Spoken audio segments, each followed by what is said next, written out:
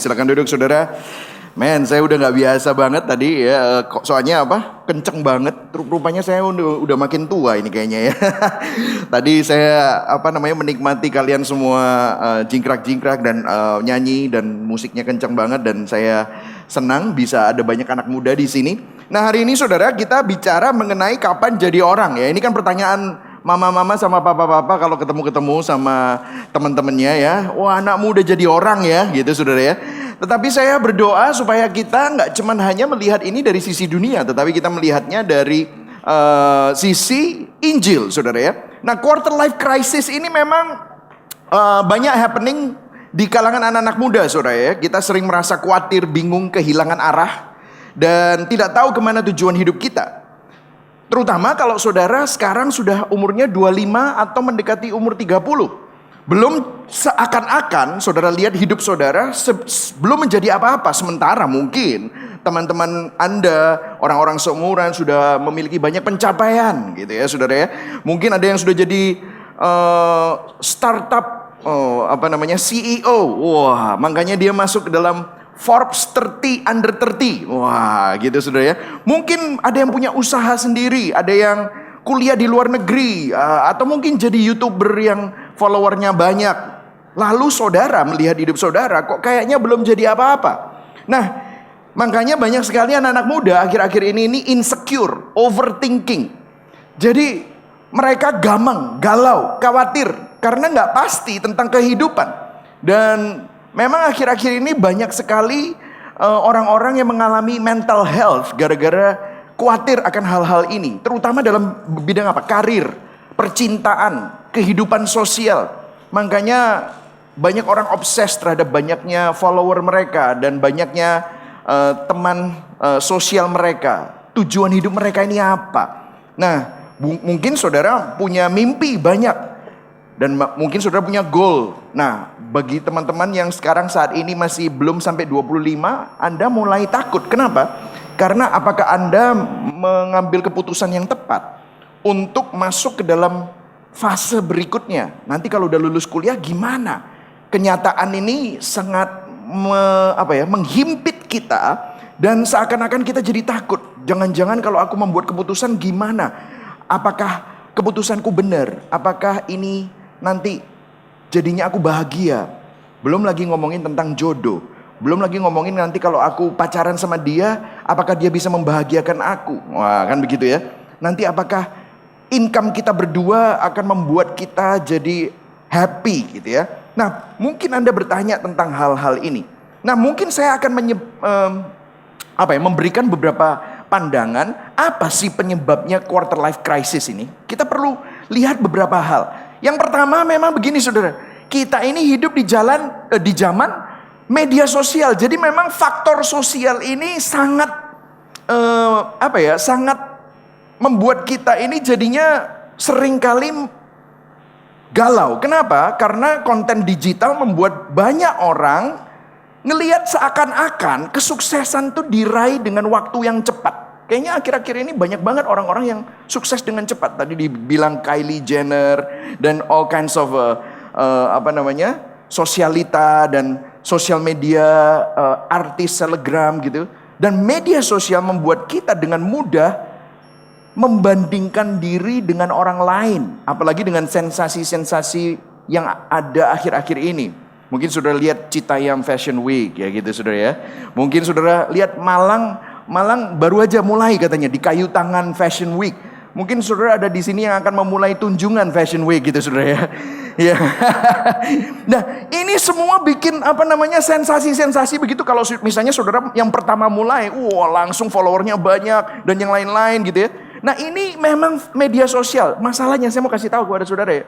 Seringkali social media is not real. Makanya saya sampai tulis buku itu ya. Social media sometimes is fake. Banyak sekali yang memalsukan. Dan juga kita ini kalau tidak hati-hati akhirnya kita membandingkan panggilan kita dengan orang lain. Padahal Tuhan tidak ingin saudara jadi, misalnya begini, tidak pernah Yohanes Pembaptis disuruh membandingkan diri dengan nabi-nabi yang lain. Padahal Yohanes Pembaptis dibilang nabi yang terbesar di antara semua nabi. Tetapi kalau kita membandingkan diri dengan orang lain, saudara bukan Mark Zuckerberg, saudara bukan Jeff Bezos, saudara bukan Justin Bieber. Orang punya kehidupan dan jalan hidup sendiri-sendiri. Jangan membandingkan diri dengan orang lain, karena apa yang menjadi panggilan saudara belum tentu menjadi panggilan mereka. Dan panggilan mereka belum tentu adalah panggilan hidup saudara. Jadi faktor sosial ini membuat kita seringkali khawatir dan membuat kita ini overthinking. Karena kita sering membandingkan diri dengan orang lain, makanya kita insecure. So we have to realize, we need to stop doing that.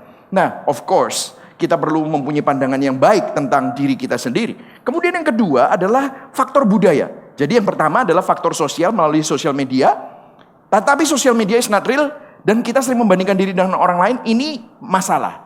Makanya saya mendukung sih kalau anak-anak muda yang mau puasa sosial media. Tetapi itu bukan jawabannya. Yang jawabannya adalah hati saudara. Nah, yang kedua adalah faktor budaya. Filosofi yang sangat populer akhir-akhir ini. Ya bukan akhir-akhir ini sih, selama sekuler di mana-mana motivator selalu bilang begini kan, jika kita kerja keras, kita bebas menjadi seperti apa yang kita ingin. Be who you want to be. Makanya akhir-akhir ini kalau sudah ditanya sama anak-anak SD, SMP, bahkan ditanyain, kalian mau jadi apa? Jadi YouTuber. Kalian mau ngapain gitu ya? Saya mau jadi Telegram, saya mau jadi orang-orang yang di online. Apalagi dengan saya baru khotbah kemarin mengenai paham libertarianisme. Masa depan kita ada di tangan kita dan ciptakan masa depan ini. Nah, kebohongan-kebohongan ini, these are lies of the culture yang diterima oleh orang Kristen dan non-Kristen. Dan mereka ini, pandangan-pandangan ini merusak pandangan kita tentang pekerjaan dan panggilan. Mereka mendistorsi pandangan Alkitab mengenai makna hidup, bahkan makna kesuksesan yang sesungguhnya. Faktor budaya satu lagi adalah definisi sukses menurut dunia. Kenapa saudara? Karena sukses menurut dunia itu selalu bicara tentang aset kita berapa, pendapatan kita berapa, follower kita berapa, mobil kita apa, rumah kita di mana. Ini bicara tentang definisi sukses. Harta, tahta, wanita, cinta, ya kan? Aset kita, dan kemudian power kita apa. Nah, inilah the cultural success idol, cultural idol of success. Being the master of your own destiny. Ini problem, saudara. Ini adalah faktor budaya dengan filosofi-filosofinya yang membohongi kita semua. Padahal ini bukan Alkitab. Tim Keller bicara begini, more than other idols, personal success and achievement lead to a sense that we ourselves are God. Lebih dari berhala lain, kesuksesan dan pencapaian pribadi sebenarnya mengarah kepada pemahaman bahwa kita sendiri adalah Tuhan. That our security and value rests in our own wisdom. Bahwa pemahaman, keamanan dan nilai kita terletak pada kepandaian kita sendiri. Kekuatan dan performa kita sendiri. Menjadi yang terbaik dalam segala yang kita lakukan. Menjadi yang terunggul. Berarti tidak ada yang sehebat Anda dan Anda sendiri yang termulia. Bukan soli deo gloria. Soli deo gua gitu saudara ya. Ya, ini untuk gua semua. Glorianya untuk gua gitu ya. Semuanya. Nah saudara, kita lihat. Padahal 1 Yohanes 2 ayat 16-17. Kita baca sama-sama ya. 1, 2, 3. Sebab semua yang ada di dalam dunia, yaitu apa? Keinginan daging dan keinginan mata serta keangkuhan hidup bukanlah berasal dari Bapa, melainkan dari dunia. Ayat 17, baca sama-sama yang keras. Dan dunia ini, tetapi orang yang melakukan sampai selama-lamanya. The lust of the flesh, the lust of the eyes, the pride of life. Saudara lihat ya, the lust of the flesh itu apa? To feel good. I feel good. To feel good, ini the lust of the flesh. If it feels good, just do it. Hedonisme. The lust of the eyes, to have everything in the world. Materialisme. Beli, punya. Kalau nggak punya duit, nyicil, pay later. Nah, kan gitu sudah ya. Materialisme. The pride of life, itu apa? To be somebody. Jadi orang. To have power. Imperialisme. Kalau aku punya power, aku bisa lebih hebat daripada orang-orang itu. Dan akhirnya apa? Menindas, mengeksploitasi. Inilah yang terjadi. This is what the world wants. Semua yang ada di dalam dunia, to feel good, to have everything, to be somebody, itu sedang lenyap dalam keinginannya. Tetapi orang yang melakukan kehendak Allah tetap hidup sampai selama-lamanya. Nah, itulah sebabnya untuk menjawab ini semua, saya mau memberikan kepada saudara semua yang masih muda ini, saya pernah mengkhotbahkannya, tetapi saya akan memberikan sedikit berbeda, yaitu theology of work. Saya punya 3 poin secara cepat, ya, dan nanti kita akan bicara dengan para panelis untuk menjelaskan 3 poin ini dan bagaimana kita hidup supaya mempunyai pandangan yang berbeda. Nah, the design of work, yang pertama kita akan belajar apa sih? Kenapa Tuhan ingin kita ini kerja? Kenapa Tuhan ingin kita setia? Kenapa Tuhan ingin kita melakukan hal-hal dari yang kecil baru dipercayakan yang lebih besar? Tetapi what's wrong with work? Ternyata work itu banyak masalahnya. Kemudian how the gospel heal our work. Oke, are you ready? Ya, kita akan belajar sama-sama the design of work. Nah, kita akan melihat bersama-sama bahwa Kejadian 1 dan 2 menunjukkan bahwa Tuhan ternyata bekerja. Saudara, banyak orang yang berpikir bahwa kerja itu adalah hasil dari kutuk dosa. Kita ingatnya apa? Adam jatuh dalam dosa, kemudian dia disuruh kerja. Iya, benar. Tetapi itu kutuk dosa, gara-gara dosa, kerjaan mereka jadi pointless, fruitless. Nanti saya akan jelaskan kepada saudara. Tetapi kita lihat bahkan sebelum kejatuhan, Tuhan itu bekerja. Yang menciptakan langit dan bumi siapa? Tuhan. Yang kerja siapa? Tuhan. Tuhan yang menetapkan seluruh jagat raya. Yang menciptakan manusia siapa? Tuhan. Yang menghembuskan kehidupan kepada manusia siapa? Tuhan. Jadi Tuhan bekerja untuk menciptakan dan memelihara ciptaannya. Kita lihat di sini Kejadian 2 ayat 15. Baca sama-sama ya. 1, 2, 3. Tuhan Allah mengambil manusia itu dan menempatkannya pada dalam Taman Eden untuk apa? Mengusahakan dan memelihara taman itu. To work it. Ini belum jatuh dalam dosa loh. To work it and to keep it.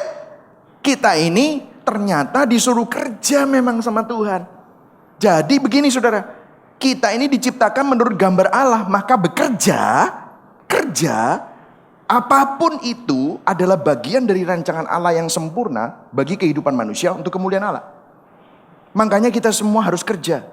Makanya saya kalau konseling sama banyak orang yang malas kerja, saya suruh bertobat. Kenapa? Karena memang kamu ini mestinya kodratnya dari awal, dari penciptaan, kamu disuruh kerja.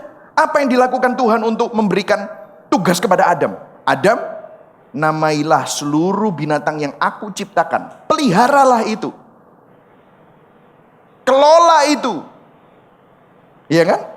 Nikmati itu. Jadi ternyata bekerja adalah bagian dari rancangan Tuhan. Jadi if we're not working, we don't want to work, kemalasan itu justru adalah dosa. Jadi manusia bekerja itu untuk kemuliaan Tuhan. Yesus pun di perjanjian baru di Yohanes 5 ayat 17 berkata apa? Tetapi Yesus berkata kepada mereka, Bapakku bekerja sampai sekarang. Wow, mengkonfirmasi bahwa Tuhan bekerja kan? Maka aku pun bekerja juga. So, it shows bahwa bekerja adalah salah satu komponen utama dari harkat martabat manusia. Work as mark of human dignity. Nah, ini beda banget saudara. Karena apa? Filosofi-filosofi Yunani berpikir bahwa kerja itu adalah kutukan. Makanya pekerjaan dilihat sebagai necessary evil. Pekerjaan yang rendah dan gaji yang rendah dilihat merendahkan martabat manusia menurut filosofi dunia. Disitulah saudara dan saya kemakan sama yang namanya the lies of the world. Akibatnya orang-orang mengambil pekerjaan yang bergaji lebih tinggi, tetapi pekerjaan itu tidak sesuai dengan panggilan mereka. Mereka hanya mau duitnya. Akhirnya apa yang terjadi? They hate their work. They hate work. Orang bahkan dulu nih ya, mungkin sampai sekarang juga seperti itu, memilih untuk nganggur daripada melakukan pekerjaan yang ada di bawah mereka. So they felt that martabat mereka rendah kalau mereka jadi orang yang kerja pakai tangan. Kerja itu harus white collar. Wah, kerja itu harus pakai dasi. Kerja itu harus pakai jeans dan di tempat kayak startup yang keren gitu. Kerja itu kayak gitu. Kerja itu nggak bisa di dapur. Kerja itu nggak bisa di pabrik gitu. Menurut mereka seperti itu. Ada yang seperti itu. Jadi ini adalah the lies of the world. Bekerja adalah salah satu komponen dari harkat martabat manusia. Nah, saya akan jelaskan lebih lagi. Lihat. Kejadian 1 ayat 26 sampai 27. Berfirmanlah Allah, baiklah kita menjadikan manusia menurut gambar dan rupa kita. Jadi manusia menurut gambar dan rupa Allah. Apa yang dilakukan? Supaya mereka berkuasa atas ikan-ikan di laut, burung-burung di udara, atas ternak, atas seluruh bumi, dan atas segala binatang yang melata yang merayap di bumi. Maka Allah menciptakan manusia itu menurut gambarnya. Jadi begitu dibilang manusia itu diciptakan menurut gambar dan rupa Allah, kemudian apa? Disuruh kerja. Mereka berkuasa atas ikan-ikan di laut. Maksudnya apa? Perikanan. Burung-burung di udara. Peternakan. Ternak seluruh bumi atas segala binatang melata yang merayap di bumi. Mengolah bumi. Ini kan sumber daya alam. See, nowadays orang gak mau seperti itu. Mereka maunya di komputer. Mereka maunya di belakang meja. Padahal dari dulu sampai sekarang Allah selalu melihat bahwa pekerjaan dengan tangan kita, pekerjaan dengan mengolah sumber daya bumi, itu adalah gambar dan rupa Allah. Makanya Martin Luther pernah bilang begini, all human work part of God's providential care of the world. Maksudnya apa? Bahwa semua pekerjaan, apakah itu seorang petani, apakah itu seorang insinyur, apakah itu seorang banker, apakah itu seorang karyawan, apakah itu orang yang memerah susu sapi, jadi sopir, orang yang mengolah logistik, itu semua adalah pekerjaan yang mulia bagi Tuhan. Martin Luther bilang, bahkan memberikan contoh bagaimana seorang tukang sepatu memuliakan Tuhan. Bukan dengan menjahit tanda salib di setiap sepatu yang dia buat, tetapi membuat setiap sepatu yang dia buat menjadi sepatu yang terenak, ternyaman, dan kualitas terbaik. Sehingga orang yang pakai sepatunya bilang, ini sepatu luar biasa. Disitulah kita memuliakan Tuhan. Ibu rumah tangga, seorang wira swasta, seorang pegawai, itu juga adalah God's providential care of the world. Coba kita lihat lebih lanjut ya. Kejadian 1 ayat 28. Beranak cuculah, penuhilah bumi, taklukkanlah, berkuasalah atasnya. Jadi lihat, taklukkan, berkuasa, penuhi, bertambah jumlahnya. Ini bicara tentang keluarga. Menikah itu adalah cara Allah untuk menyatakan dirinya. Jadi nikah itu bukan untuk saudara bisa pre-wed terus kemudian bisa fotonya keren gitu saudara ya. Kemudian saudara bisa bangga. Tetapi lebih daripada itu menunjukkan siapa Allah. Karena Allah Tritunggal, antara Allah Bapa, Putra, dan Roh Kudus, itu menunjukkan sebuah komunitas yang satu, istri dan suami, bukan lagi dua tapi satu, menunjukkan siapa? Allah. Manusia diberi tugas untuk multiplikasi, bukan hanya melalui keluarga, tetapi juga melalui pekerjaannya, menyiratkan peradaban, mengelola dan membudidayakan seperti tanaman, seperti binatang, berkuasa di sini memerintah bumi sebagai gambar Allah, bukan eksploitasi, tetapi membudidayakan, pembudidayaan, pengelolaan, prokreasi secara biologis, meneruskan pekerjaan penciptaan, sabdu, menaklukkan, itu membudidayakan, menggunakan dan menambahkan nilai kepada semua yang Tuhan ciptakan. Wow, ini sesuatu yang indah loh saudara. Artinya ada satu mandat budaya, ada prokreasi, pengelolaan, dan pembudidayaan. Jadi ini adalah design of work. Bahkan para reformator di tahun 1500-1600 mereka bilang begini, work not only cares for creation, but directs it and structure it. Jadi the purpose of work is to create culture that honor God enable people to thrive. Pekerjaan tidak hanya memelihara ciptaan Tuhan, tetapi membudidayakan dan membangun ciptaan Tuhan. Dengan pekerjaan kita ada nilai tambah.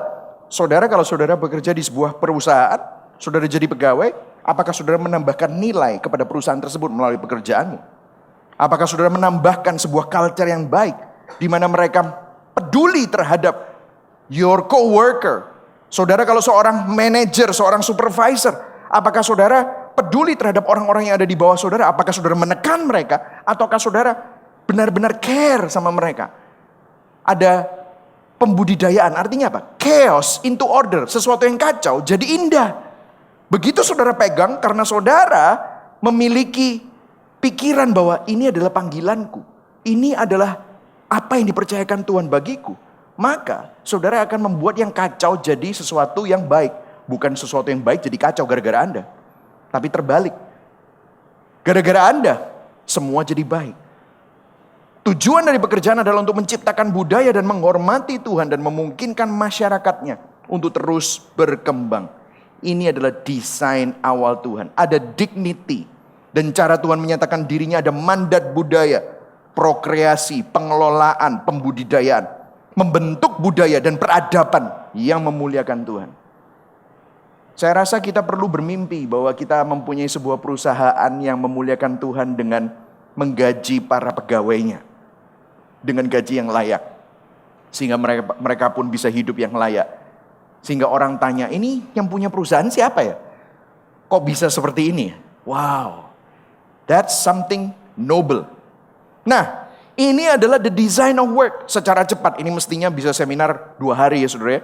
Ini tapi saya buat secara cepat saja. Nah masalahnya, ada sesuatu yang salah dengan pekerjaan memang. What's wrong with work? Itulah sebabnya orang kalau kerja, kalau nggak tahu tujuannya apa, dan mereka nggak tahu bahwa ini adalah panggilan kita, maka banyak orang yang akhirnya lelah, burn out, merasa it's all meaningless. Dan let me tell you this, kalau saudara merasa ini, mungkin saudara sekarang kerja, ada yang lulus kuliah kerja, dan saat ini mungkin saudara kerja beberapa tahun, saudara mungkin mendekati umur 30, saudara udah kerja, and you feel that you're tired, burn out, sia-sia. Saya pernah, saudara. Saya pernah. I'll give you a little background ya saudara ya. Saya ini S1-nya adalah Food Process Engineering. Jadi S1 saya, Food Process Engineering.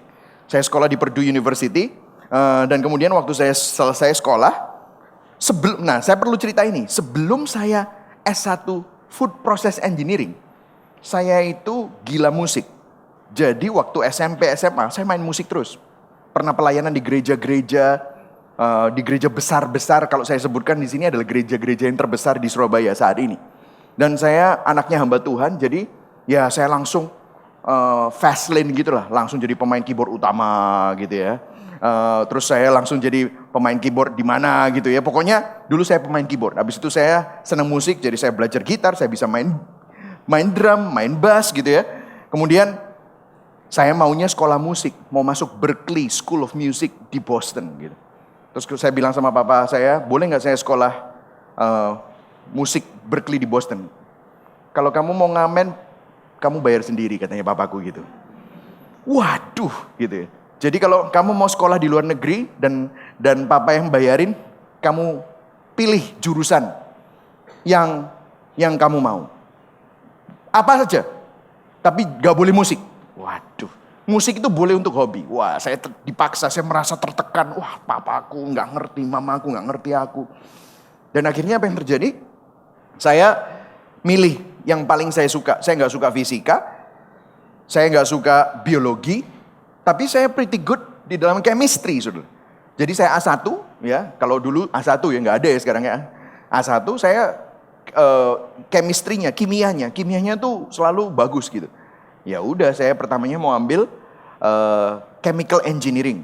Tetapi waktu saya sampai ke Amerika, kemudian saya melihat, wah kayaknya semua orang butuh makan.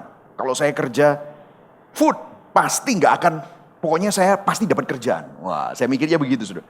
Nah, waktu food ternyata saya nggak sadar, ternyata kalau ambil food processing itu masuknya di sekolah pertanian, saudara.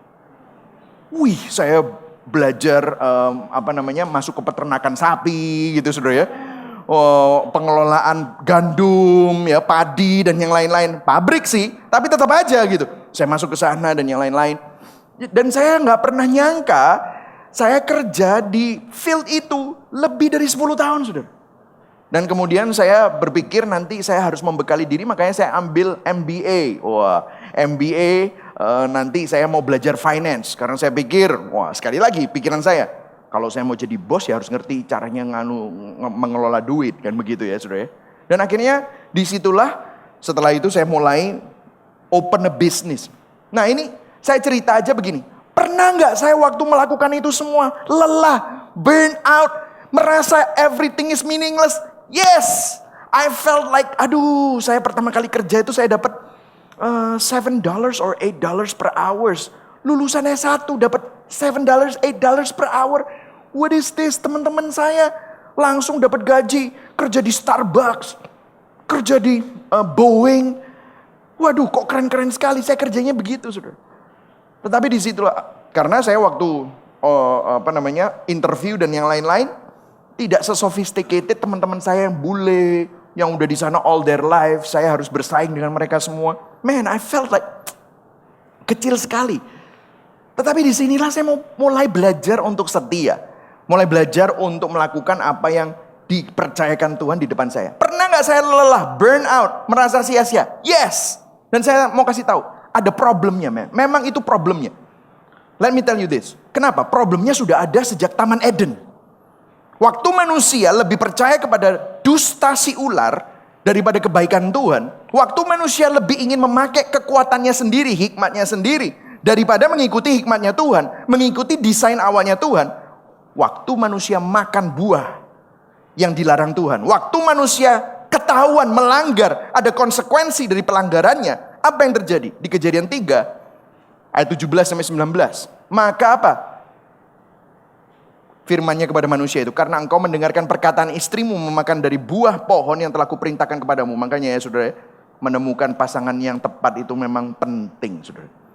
Dulu saya kalau ingat pacar-pacar saya zaman dulu, aduh untung saya nggak nikah sama mereka.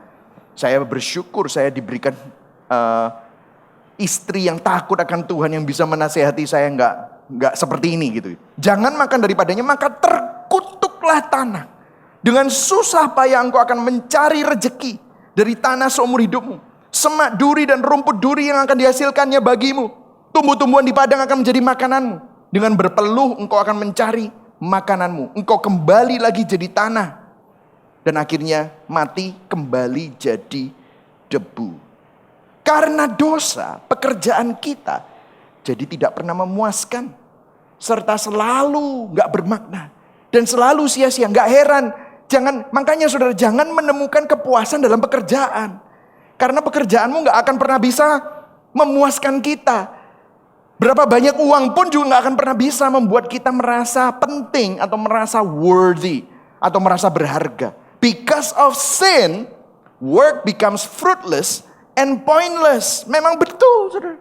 Kejadian 11 ayat 4 dikatakan, ini ngomongin tentang pekerjaan, tetapi kita lihat juga kata mereka, marilah kita dirikan bagi kita sebuah kota dengan sebuah menara yang puncaknya sampai ke langit. Dan marilah kita apa saudara? Cari nama supaya kita jangan terserak ke seluruh bumi. Jadi begini, manusia masih kerja, iya. Lihat, mari kita dirikan bagi kita sebuah kota. Kerja nggak? Kerja. Dengan sebuah menara, kerja nggak? Kerja. Perencanaannya hebat nggak? Hebat. Tetapi lihat, motivasinya bukan memuliakan Tuhan lagi. Tetapi, dan marilah kita apa saudara?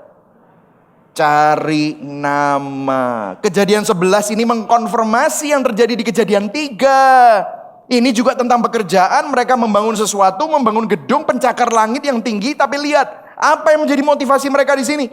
Mereka cari nama bagi diri mereka sendiri. I want to be the best. I want to be the best. Apapun itu. The best programmer, the best YouTuber, the best businessman, the best artist. Kita membuat kreasi yang memukau banyak orang. Untuk apa? Supaya apa? Supaya aku hebat. Supaya aku sukses. So I will be somebody. Aku dihargai orang. Aku punya sesuatu yang dibanggakan. Your worth itu selalu terkait sama pekerjaan.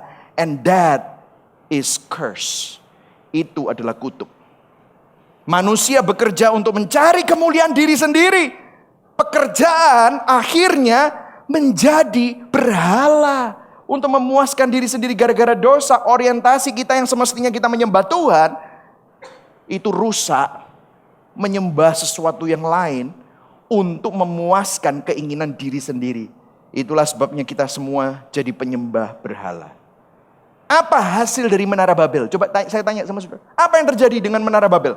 Kekacauan, pertikaian, pertengkaran.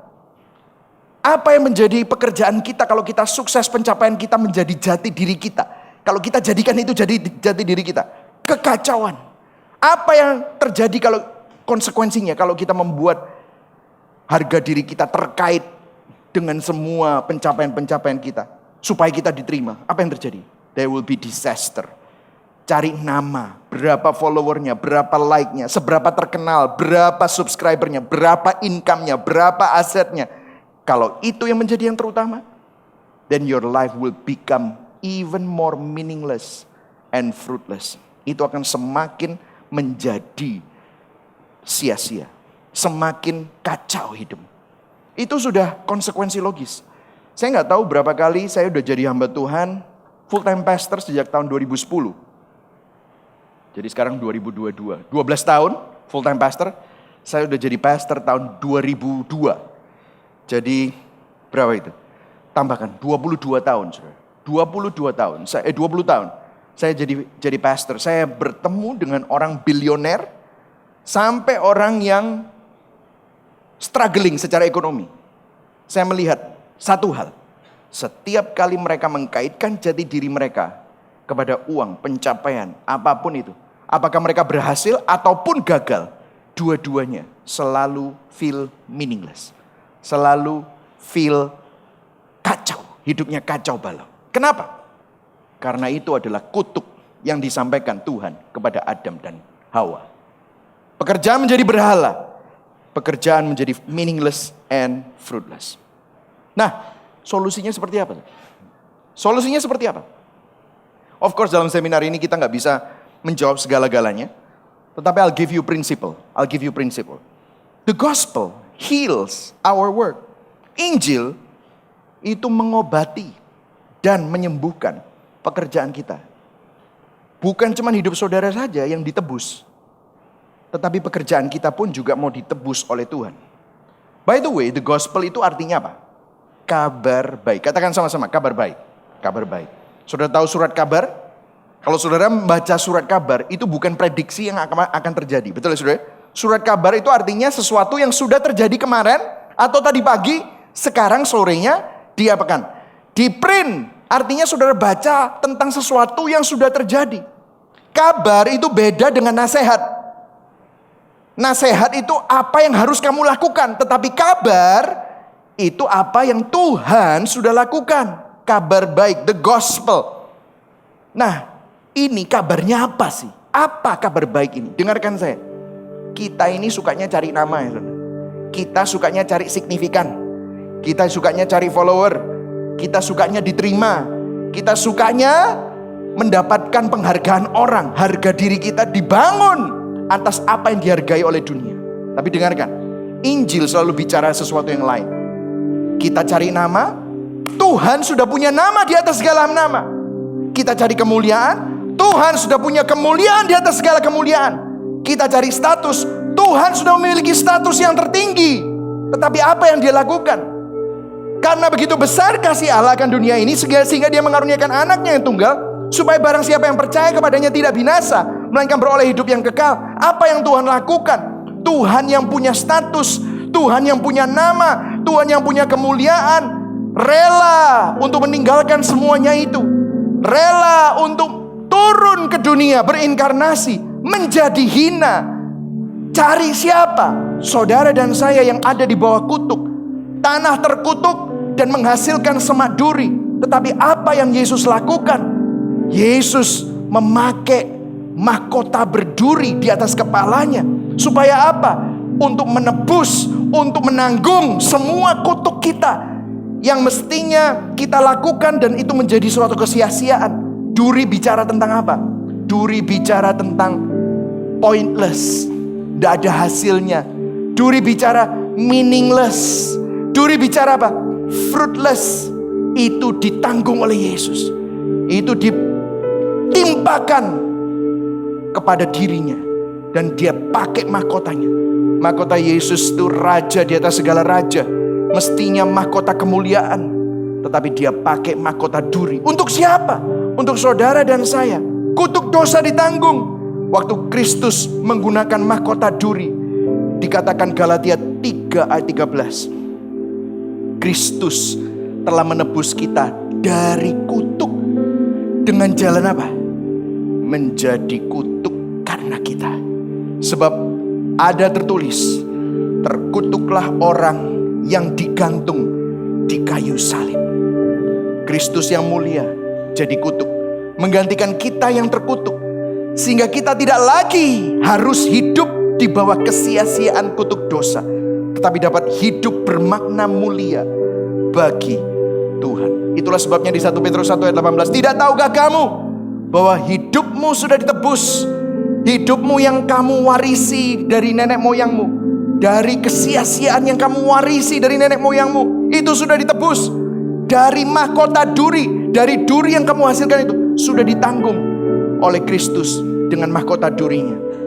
Bukan dengan emas dan perak yang fana, tetapi oleh darahnya yang berharga. Itulah sebabnya Yesus mengenakan mahkota duri, untuk menanggung dan menggantikan kesia-siaan pekerjaan yang menghasilkan semak duri. Supaya saudara dan saya menemukan kembali makna. Setelah kejatuhan, dosa manusia, kerja menjadi sesuatu yang sia-sia dan sulit di bawah kutuk. Karena Injil, kerja menjadi penuh makna. Meskipun kadang-kadang masih sulit, tetapi sekarang bermakna kembali.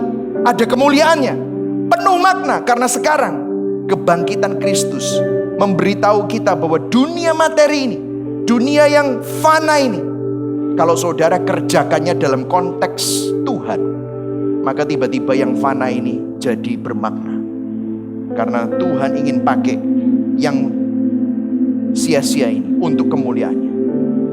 Kalau saudara hari ini lelah, burn out, sia-sia, Yesus pun pernah ngomong di Matius 11 ayat 28. Ayo kita baca sama-sama. 1, 2, 3. Marilah kepadaku yang apa saudara? Letih, lesu dan apa? Berbeban berat. Aku akan memberikan apa? Kelegaan, rest kepadamu. Pikulah kuk yang kupasang dan belajarlah daripadaku. Pikulah kuk yang kupasang dan belajar, karena aku apa? Lemah lembut dan rendah hati. Jiwamu akan mendapat apa? Ketenangan. Sebab kuk yang kupasang itu apa saudara? Enak dan bebanku ringan, saudara. Saudara, semakin saudara sadar akan hal itu, bahwa hidupmu gini ya, kita cari pencapaian untuk membangun harga diri. Kita cari pendapat orang yang belum tentu kita sukai, untuk supaya mereka suka sama kita, untuk membangun harga diri. Itu menyedihkan. Makanya saya selalu bilang kan, we spend money that we don't have to buy things that we don't need, to impress people that we don't like. Coba pikir. We spend money that we don't have karena uang utangan, to buy things that we don't need. Perlu gak sih kita pakai brand-brand keren? Gak perlu mestinya. To impress who? People that we don't like. Buktinya setelah kita punya semua itu, tetap aja mereka gak like kita. Betul saudara? That's very sad. Tapi dengerin, Tuhan yang semestinya punya hak untuk menolak kita, rela mati bagi kita, untuk mendapatkan kita. Kita yang tidak berharga, Allah yang berharga, rela meninggalkan keberhargaannya dan bayar harga yang sangat mahal untuk membuat saudara dan saya yang tidak berharga menjadi sangat berharga. Itulah harga diri kita. Yang setuju katakan amin. Harga dirimu itu bukan ditentukan oleh berapa banyaknya like yang kamu dapatkan, berapa banyaknya subscriber. Harga dirimu tidak ditentukan berapa banyak deposito di bankmu. Harga dirimu tidak ditentukan. Rumahmu di mana? Istrimu, suamimu itu siapa? Harga dirimu ditentukan oleh penebus kita yang mencipta langit dan bumi. Itu memiliki diri saudara dan saya. Yang setuju katakan amin. Itu aplikasikan dalam hidup. Semakin saudara sadar itu, saudara akan merasa, wow. Semakin saudara merenungkan itu akan mengkalibrasi. Setiap kali saudara merasa overthinking, insecure, dan merasa galau, merasa tidak aman, itu akan mengingatkan saudara, dan keberhargaanmu itu bukan dari adoration of girls or adoration of boys. Ada cowok yang suka kamu atau ada cewek yang suka kamu, that's not it. Tapi Tuhan yang mengasihi kamu. Yang setuju katakan amin. Bukankah ini adalah kabar yang terbesar? Berikan tepuk tangan buat Tuhan. Ini adalah kabar yang terbesar. Amin saudara. Aplikasinya, aplikasinya. Karena Injil, pekerjaan kita menjadi alat yang ditebus untuk memuliakan Tuhan. Jadi begini saudara, artinya begini, kalau Tuhan sediakan kamu, Tuhan izinkan kamu untuk sekolah di sebuah tempat, dan sekarang mungkin, saya pikir jujur ya, saya kembali kepada cerita saya. Saya jujur, saya pikir saya itu salah jurusan. Waktu gaji saya pertama itu $8.75 per hour. Lulusan S1 Purdue University, dapat award $8.75. Saya pikir cek soro nih kerjoi. Saya pikir saya salah tempat. 1 tahun saya kerja di sebuah pabrik dendeng, harus kerja jam 5 pagi setiap hari. Ngantuk-ngantuk saudara, saya sampai pernah ditangkap polisi gara-gara saya telat ngebut. Ditangkap polisi lagi, kena tiket $300. Aduh, pusing. Mulai Indonesia ya. Tapi Indonesia waktu itu Krismon saudara, tahun 97, 98. Saya ke Seattle, Washington. Habis itu saya kerja di sebuah company yang supply Starbucks. Naik gajinya $9.50 per hour. Itu benar-benar sedih lah pokoknya. Kemudian saya bilang sama Tuhan, ini mungkin salah jurusan. Tapi tiap kali saya dengar khotbah, saya baca firman, seakan-akan Tuhan memimpin langkah-langkahmu. Tuhan berdaulat. Waduh, ini berarti ditetapkan Tuhan dong. Tapi saudara tahu ya, apa yang terjadi selama saya bekerja itu. Saya kerja di pabrik dan yang lain-lain. Di situ saya belajar banyak hal, kesetiaan. Saya belajar disiplin. Saya belajar untuk bisa menghadapi berbagai macam orang. Ada orang hitam, ada orang Samoa, orang Latino, orang putih. Dan saya bukan bosnya mereka. Saya harus dealing sama mereka. Mereka jauh lebih tua. Mereka orang Amerika, saya orang internasional. Waduh, banyak sekali. Disitulah saya yakin Tuhan mengizinkan saya mengalami itu semua untuk membentuk saya. Karena Injil, pekerjaan yang saya miliki menjadi alat yang ditebus untuk memuliakan Tuhan. And guess what? Sekarang saya kalau misalnya melihat ke belakang ya, saya juga pernah sekolah untuk Master Business Administration, jadi finance dan yang lain-lain. Sekarang kalau saya melihat, kalau saudara lihat Gibeon Church ya saudara ya, mungkin saya selalu cerita ini kepada beberapa orang, anak-anak muda gitu ya. Ada yang bilang, Pak, kok di Gibeon Church itu ya, kok rapi sekali ya. Dari jemaat pendatang sampai jadi leader itu ada prosesnya semua. Saya juga bingung, kenapa ya? Oh, ada hubungannya mungkin ya, bahwa Tuhan mengizinkan saya untuk kerja di pabrik 10-12 tahun. Dari bahan baku sampai bahan jadi, semua ada prosesnya. Dan guess what? Tuhan pakai itu semua untuk membentuk saya. Sehingga saat sekarang, waktu saya diizinkan Tuhan untuk jadi gembala sidang, saya pun juga menyadari bahwa orang itu perlu rute, perlu ada rambu-rambu. Sehingga mereka tahu, kalau jadi pendatang, mereka mau jadi jemaat, harus jelas rambu-rambunya ngapain aja. Kalau orang yang mau ikut volunteer, itu harus jelas kurikulumnya seperti apa. Mereka harus jelas rutenya seperti apa. Akhirnya apa? Ini semua dari mana? Kok bisa saya mikir seperti itu bersama dengan teman-teman yang lain? Itu adalah dari masa lalu saya yang Tuhan izinkan. Karena Injil, pekerjaan menjadi alat yang ditebus untuk memuliakan Tuhan. Dan definisi sukses Tuhan itu berbeda dengan definisi sukses dunia. Kalau kita kembali ke 1 Yohanes 2 ya tadi ya. Keinginan daging, keinginan mata, serta keangkuhan hidup. The lust of the flesh, the lust of the eyes, the pride of life. To feel, to have, and to be. Masih ingat gak ceritanya? Yesus setelah dibaptis, waktu dia keluar dari air, inilah anakku yang kukasihi, kepadanya aku berkenan. Apa yang Yesus lakukan sebelum dia memulai pelayanan? Dia pergi ke padang gurun, puasa 40 hari. Kemudian apa? Dicobai oleh iblis. Saudara tahu, Yesus mengalahkan semua keinginan daging, keinginan mata, dan keangkuhan hidup. To feel somebody. Masih ingat? Yesus dia dicobai di padang gurun. Untuk apa? Pertama-tama, cobaannya iblis apa? Membuat batu menjadi roti. Kamu lapar kan? Kalau kamu anak Allah, buatlah batu jadi roti. Hedonisme. Kemudian apa yang kedua? To feel something kan? Hungry, seks, kedagingan, kelaparan. Itu dikalahkan oleh Tuhan. No, manusia bukan makan dari kebutuhan jasmani aja, tetapi dari firman Allah.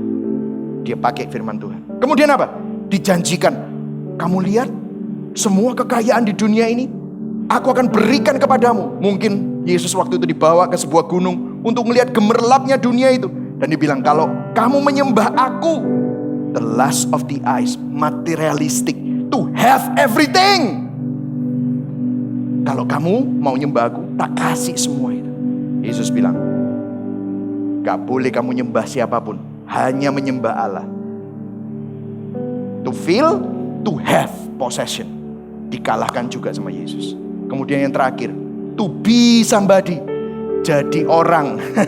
Dibilang, kalau kamu anak Allah, lemparkan dirimu dari punggungan bait Allah, maka akan ada malaikat yang menopang kami. Kamu, to have power, to be somebody. Lihat saudara, Yesus sebelum memulai pelayanannya mendefinisikan diri dan mendefinisikan identitasnya. Berlawanan dengan apa yang dihargai dunia.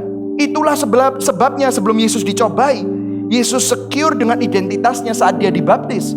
Inilah anakku yang kukasihi, kepadanya lah aku berkenan. Let me tell you, identitasmu bukan pada dunia. Identitasmu bukan pada apa yang orang katakan, apa yang kamu miliki, materialisme, hedonisme, atau apa yang menjadi statusmu. No, tetapi identitasmu adalah saudara adalah orang yang sudah ditebus oleh Kristus. Itulah sebabnya hari ini saudara mesti ingat, itu semua udah dikalahkan sama Tuhan. Gak perlu kita cari-cari lagi. Malah sekarang apapun yang menjadi pekerjaan kita, itu dipercayai Tuhan untuk kemuliaannya. Lihat yang terakhir saudara, Efesus 6 ayat 5-9. Kita baca ya pelan-pelan ya saudara. 1, 2, 3. Hai hamba-hamba, taatilah apa? Tuanmu yang di dunia dengan takut dan gentar, dan dengan tulus hati, sama seperti kamu taat kepada Kristus. Ayat 6. Jangan hanya di hadapan mereka saja untuk menyenangkan hati orang, tetapi sebagai hamba-hamba Kristus yang dengan segenap hati melakukan kehendak Allah, yang dengan rela menjalankan pelayanannya seperti orang-orang yang melayani Tuhan dan bukan manusia. Langsung kita lompat. Ingatlah bahwa Tuhan mereka dan Tuhan kamu ada di surga, dan ia tidak memandang muka. Artinya gini saudara, jangan melihat identitasmu dalam pekerjaanmu, tapi Kristus. Lihat, hamba-hamba suruh lihat kepada Kristus. Tuan-tuan ingat loh, ini kamu dipercayakan loh. Jangan kamu lihat ini kamu bos. No, kamu lihat Kristus. Kalau kamu orang yang kerja sama orang, bosmu itu bukan bosmu yang sesungguhnya. Bosmu itu Kristus. Kalau kamu punya bisnis dan usaha, mungkin saudara baru mulai PO. Itu orang-orang yang ada di sekelilingmu, itu bukan orang yang kamu tekan dan kamu manfaatkan. No, itu kamu punya usaha, itu dititipi oleh Kristus. Jangan melihat talentamu sebagai milikmu. Jangan melihat bisnismu jadi milikmu. Jangan melihat sumber daya yang dipercayakan Tuhan itu punyamu. Tetapi itu semua dititipkan Tuhan untuk bisa menjadi alat supaya kamu bisa melayani orang lain, supaya kamu bisa membantu orang lain, supaya kamu bisa melayani Tuhan. Kalau saudara lihat ya, kata-kata di sini itu apa? Faithful, setia, jadi pengelola. Banyak orang tanya, pastor saya ini ada di tempat yang salah nggak sih? Let me tell you, dalam kedaulatannya Tuhan mengizinkan kamu ada di sana. Artinya, apakah ada tuntunan Tuhan di sana? Kalau dalam kedaulatannya, Tuhan mengizinkan kamu di sana, artinya Tuhan sedang menuntun kamu ke sana. Setia, kerjakan, jangan muluk-muluk dulu. Kelola dengan baik. Belajar untuk menjadi yang terbaik di bidangmu saat itu. Apapun itu, belajarlah. Segala sesuatu dititipkan Tuhan, dipercayakan Tuhan untuk memuliakan Tuhan. Yang setuju katakan amin. Saudara, waktu saya jadi gembala sidang, saya gak pernah berpikir bahwa saya jadi gembala sidang. Let me tell you, I feel unqualified. Makanya saya sampai sekolah lagi. Saya ini kebalik ya saudara. Jadi saya sekolahnya sekuler. Setelah jadi hamba Tuhan baru sekolah teologi. Itu menunjukkan apa? Menunjukkan ini saudara. Kalau Tuhan percayakan sesuatu, that means saya harus membekali diri. Kalau Tuhan sudah taruh saya di situ, artinya apa? Saya harus setia dan menjadi pengelola yang baik. Bukan untuk nama baik saya, bukan. Tetapi karena saya tahu itu dipercayakan Tuhan. Segala sesuatu dititipkan Tuhan, dipercayakan Tuhan untuk memuliakan namanya. Yang setuju katakan amin. Apa yang ada di tanganmu saat ini, itu dipercayakan Tuhan, dititipkan Tuhan. Kerjakan itu. Tahun 1957, terakhir, John Coltrane, dia bilang begini. Di akhir karirnya, dia finally jadi orang Kristen. Dia bilang begini, I experienced by the grace of God a spiritual awakening which was to lead me to a richer, fuller, more productive life. Saya mengalami hanya karena anugerah Tuhan kebangkitan rohani yang mengubah kehidupan saya menjadi penuh dengan kelimpahan, lebih utuh, lebih produktif. Sebagai rasa ucapan syukur, saya minta kepada Tuhan suatu kehormatan dengan apa yang saya miliki untuk membuat orang lain bahagia dan bersuka cita melalui musik. Saudara, John Coltrane ini seorang musisi jazz yang legendaris ya di New York. Saya merasa ini merupakan kasih karunia Tuhan. Segala puji syukur kepada Tuhan. Dulu dia cerita begini, kalau saya main musik itu untuk aku, supaya aku dianggap hebat sama orang. Waktu aku terima Kristus, aku sadar musik itu diberikan Tuhan kepada saya untuk melayani Tuhan dan melayani sesamaku. Aku main musik untuk orang-orang supaya mereka bisa lihat bahwa Tuhan itu hidup, Tuhan itu ada, Tuhan itu memberkati aku. Makanya aku main musik. Apa yang terjadi? Setiap kali dia main musik, itu orang tuh bisa sampai nangis, orang itu bisa sampai terharu. Dan di akhir karirnya, justru di akhir karirnya, dia menghasilkan karya-karya musik yang menang Grammy, yang menang jazz ya, di dalam jazz ya. All that, bukan Grammy, apa tuh namanya? Ya Grammy Award, yang membuat dia akhirnya menjadi seorang legendary, Hall of Famer yang menjadi legend terutama di dalam bidang saxophone. John Coltrane ini merupakan catatan kutipannya, A Love So Supreme. Hari ini saudara kerja ini untuk apa? Kalau saudara kerja untuk dirimu sendiri, untuk harga dirimu, akan ada kekacauan. Tapi waktu saudara rubah itu, karena saudara tahu identitasmu ada di dalam Kristus, maka saudara akan mempunyai makna yang berbeda. Implikasinya secara cepat saudara. Kita rela setia dalam hal yang kecil dan seakan insignifikan. Karena itu tidak membuat diri kita merasa kecil dan insignifikan. Apapun itu. Mungkin saudara saat ini cuma hanya admin di sebuah perusahaan. Jadilah admin yang the best. Jadilah pengelola yang terbaik. Setia dalam hal itu. Karena Injil, saudara tidak berpikir bahwa itu membuatmu kecil dan insignifikan. Tetapi saat kita mampu melakukan hal yang besar dan signifikan, kalau misalnya ada sebuah tanggung jawab dan saudara berhasil melakukannya, itu tidak menjadikan hal itu menjadi signifikansi kita sehingga kita besar kepala. Kita bisa bangga terhadap pekerjaannya tetapi rendah hati. Karena apa? Sadar siapa sumber berkatnya. Karena Injil kita dapat mensyukuri berkat Tuhan dan merasa cukup tanpa membandingkan diri dengan orang lain. Karena ceritamu itu beda dengan cerita orang lain. Cerita Tuhan dalam hidupmu itu beda dengan cerita Tuhan atas hidup orang lain. You don't have to compare yourself. Karena mungkin chapter hidupmu sekarang masih di awal-awal. Chapter orang lain sudah di chapter 10. Anda baru chapter 3. Nggak usah bandingkan chapter 3 sama chapter 10. Of course beda ceritanya. Yang setuju katakan amin. Karena Injil, kamu bisa mengusahakan yang terbaik dalam pekerjaan, tetapi tidak memberhalakan pekerjaannya. Dan karena Injil, kamu peduli terhadap kinerja, tetapi tidak narsis dalam pekerjaannya. Amin saudara. Semoga ini bisa memberkati kita. Nanti kita akan menjawab pertanyaan-pertanyaan itu di dalam panelis dan talk show. Mari sama-sama kita berdoa.